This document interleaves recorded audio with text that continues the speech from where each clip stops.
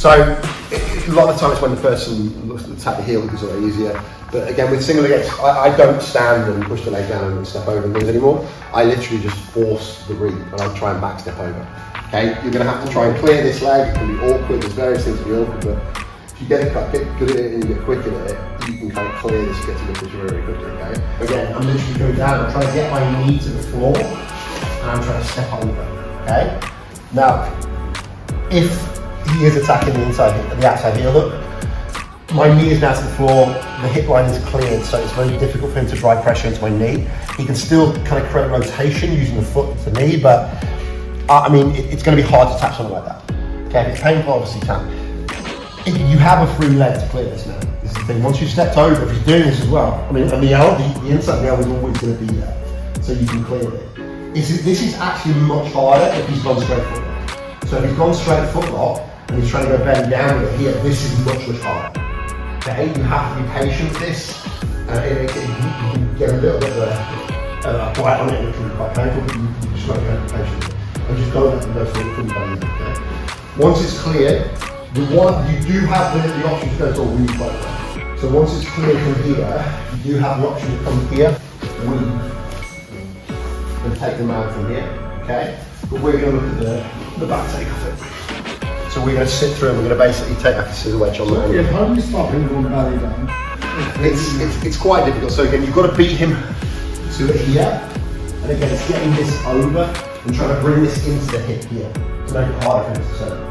Okay, but as well, if you kind of stay sat here on the hip, it's quite hard to get them down. Okay, most of the time people are going to chase that outside heel because they're obsessed with it. Okay, it's much easier.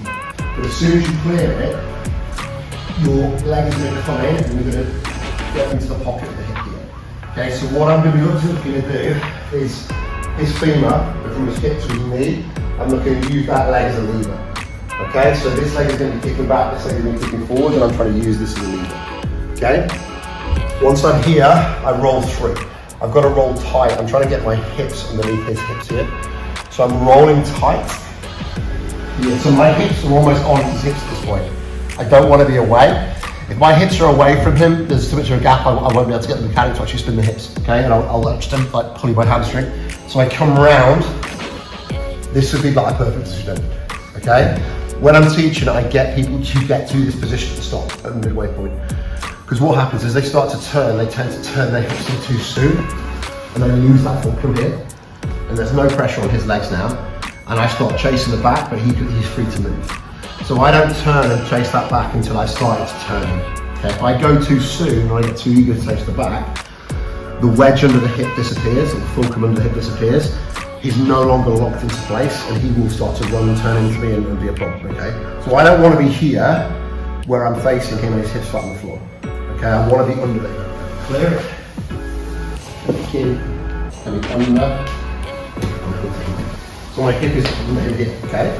So if both my knees are facing the ceiling, my hips facing the ceiling now, if DP tries to turn back into me, very, very difficult to turn back in. He turns away, I'll chase him. Okay, so if he doesn't turn away, he's trying to turn back in, the way I'm going to spin him, and I'm just going to kick down. This stays static, and I use the leg as a lever around my hip. Okay? There. Switch. Put the twist here if I want. Go to the back there. Okay? Whereas the scissor wedge is really opportunistic, it's so quick to hit, but there's a lot more freedom. There's a lot more kind of like, there's less control. So you have to be a lot better with what you're doing and have a better understanding of where you need to be. So again, my bottom leg, foot is on the floor here with 3/4 now. All I would do is I would just push it through a little further, my foot would come up, and I would just like latch it onto the calf here, okay? So then when I go here, it's an attachment to the leg. So my leg is attached to his leg, my hip is attached to his hip. So as I go, this just pulls him onto me. So now he's loaded onto my hips here. Okay, as I say, the scissor wedge would be this mechanic here. But we don't need that because we've managed to get this in here. Upgrading from that is what I said to you. You have a switch when you're already like here though, would it take I do sometimes. I get stalled out into position, I'll put it there. And if I get stalled out here, I'll come to here as well because this is super secure. Like this is a really secure position. I'll sit here quite a bit sometimes. I do this from back retention as well on the overhook side. As they start to escape, I'll go to like a twist. And the point is, because I've got his leg there facing this way, it locks his hip down, so he can't turn into it. I can't physically pin his hip, but what I can do is I can control the lever attached to his hip. Now, if he can't bring this leg towards me, he can't turn his hips towards me. Do you see what I mean? So if we can't have direct control over the hip or the shoulder, we control the lever that's attached to it. And that's how this all works. Because I want to spin his hips. I mean, I can't physically spin his hips all the time, but what I can do is I can move his leg. And if his leg goes, his hips are going to go. If his hips go, there's back exposure. And it's all set up.